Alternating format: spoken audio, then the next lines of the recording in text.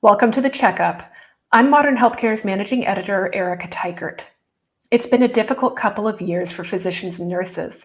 A Mental Health America survey found that 93% of healthcare workers had experienced stress from June to September 2020, and 76% reported exhaustion and burnout.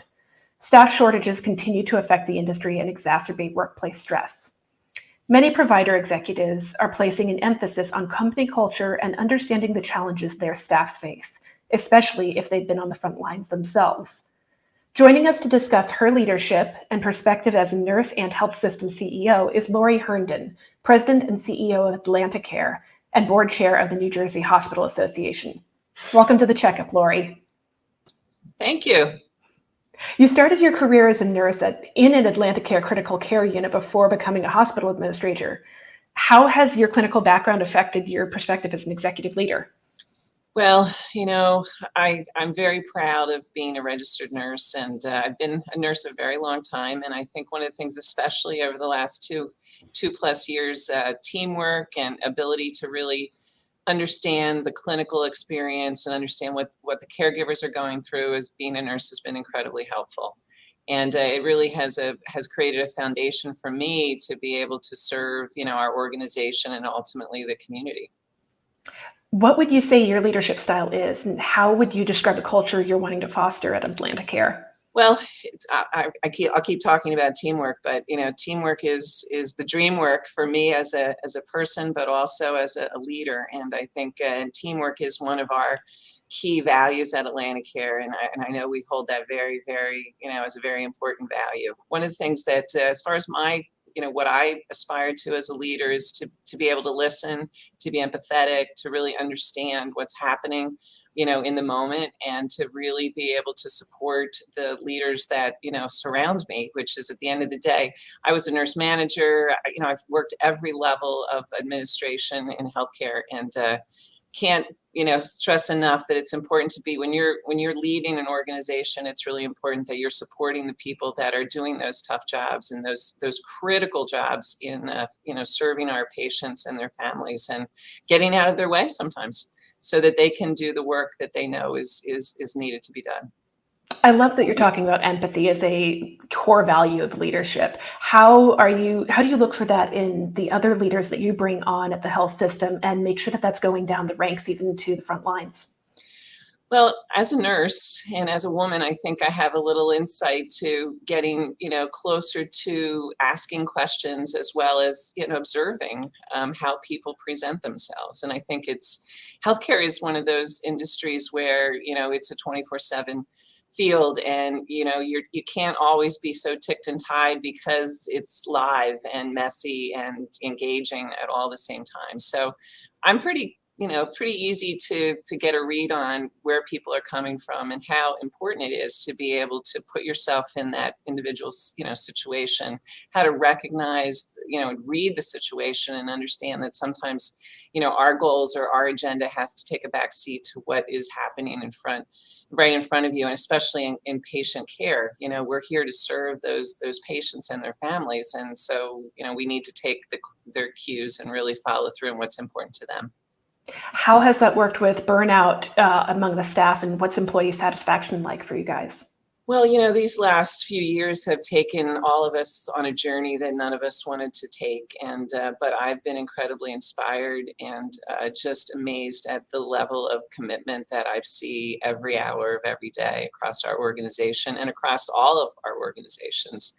The compassion and the focus of really putting patients and families' needs first was paramount. And I think as an administrator, we really needed to pay attention to what are the things we can do to support the staff. And they came in many different sizes and shapes. I think, one of the things that was really clear to me is what was working in certain fields and professions didn't necessarily always cross over. So what registered nurses needed in a COVID unit was different than what the EMS team needed, and different than what maybe our physicians and our administrators. I mean, everybody went through a lot. I would say everybody had some level of suffering and loss, some more dramatic than others. And, we had to keep getting up and coming to work because our community and, our patients needed us. And I would say my lesson learned is that, no, we knew, know this sounds a little trite, but, one size did not fit all. And we had to keep evolving and listening to what our staff needed and making sure that we could deliver that. And I think that also for some people it was more dramatic, and others it wasn't. But because we had here in New Jersey, we had, I'll call it 4 waves. So we were getting better at understanding what we needed to do, but the challenges kept coming at us. As I say, there was nothing easy with COVID. There's still nothing easy with COVID in this last, here in the Northeast, we're seeing an uptick in cases, and just here we go again. Clearly not at the degree that it was, but we were all believing that it was kind of wrapping up and slowing down. And just kind of back. I was wearing a mask. I was out at a public event last evening, and I ended up being on stage and wearing a mask. I was the only one, but the point here, I was trying to role model the fact that this is a different time, and we need to make different choices based on the environment that we're in. Well, you mentioned about that one size doesn't fit all. Could you tell me an example of how you've had to take that more personalized approach with one group within AtlantiCare, and how are you measuring success? Well, I think one of the things that we saw is we were looking to create some programming, which we did, and that ran the gamut of having therapists and availability of folks in the units, in the hospitals, available as it related to whether it was virtually. And some people wanted to take advantage of that, and other people didn't. And other people, this is now the clinical staff I'm speaking at, wanted to be surrounded by their own people and their own leadership. And they were coming to terms with how to talk about what they were living through, how to share those stories. We did a couple sessions where people that were very well known in our organization shared their personal journey, and that was very cleansing, is a word I would use. Listening to what they went through, how they managed it, was, I'll call it, therapeutic for others to hear their stories, and giving everybody a little bit of grace as well, because people were very tense at times, and we needed to recognize that sometimes the buildup of the pressure of what people were under was real, and of course we needed to be authentic in recognizing that. So I think the programming worked. We have an app that every day we sign in that goes over what symptoms we're having and ask specific questions about COVID. And then once a week, it'll take you to 2 additional questions that'll also ask about your well-being, and they're specific questions. And we have people who, of course, not everybody has to answer it, as truthfully, but for those people who do, we have then directed, people, our teammates, to care, because they would be honest about the fact of how they were feeling. So, formal things, informal things, incredibly inspired about how tight knit especially the clinical team was in getting through this and kind of pulling each other along when, they would reach a point where they needed to be able to talk about it, get time off. I was really pushy about trying to get people to take a break. It was tough because there was nowhere to go. And, people, especially healthcare people, a lot of healthcare people like to travel, and that's part of their valve of, their nurturing of themselves. And so people couldn't go anywhere, or chose not to go anywhere because there was too much risk. So I'd have people like, well, I'm not going to take any time off because there's nowhere to go. And it was like, you need to take some time off. It was very individualized. That makes a lot of sense. And I know that kindness is a really important trait to you, both in leadership and in clinical settings. I know you previously said that we should consider kindness as a social determinant of health. Why do you feel that way? I feel that way because being in this journey these last few years, as well as being in healthcare for several decades, I think it became so clear to me that simple human reaction and response was really, we were kind of blowing through it and not thinking about it. And I wanted to use that word And that phrase about kindness being so important, and also a little bit of a social, we got very focused as an industry on social determinants, which, was probably a whole hour-long discussion about that. But, in my mind, kindness is one of those things that really is the foundation of our humanness. And sadly, we've all seen, I've seen it, just the short fuse of many of our community members, each other. We're quick to judge, we're quick to jump to a conclusion. Everyone was tired and frustrated and missing their vacation, missing their, all the things that bring them joy. But to just kind of center yourself and recognize that if you could just think about being kind and not be, kind of that being your go-to, you could potentially change that interaction and have a positive, a little joy coming back to you as you work on things that are complicated and difficult. I mean, healthcare is a very serious and intense, and a lot of things that the average person never has to go through. So you can understand why we might become a little bit more, if you will, just a little bit more of a shield goes up, and, we're not kind of as connected. But when you think about just trying to be kind, and then, I mean, I think most humans know that when you project a certain way of coming at somebody and talking to somebody, most of the time that will come back to you. Or if they're escalated and you're not, and you're kind of looking at it as, this is really not, I want this to be a much more, kind encounter, the chances are you might end up getting that.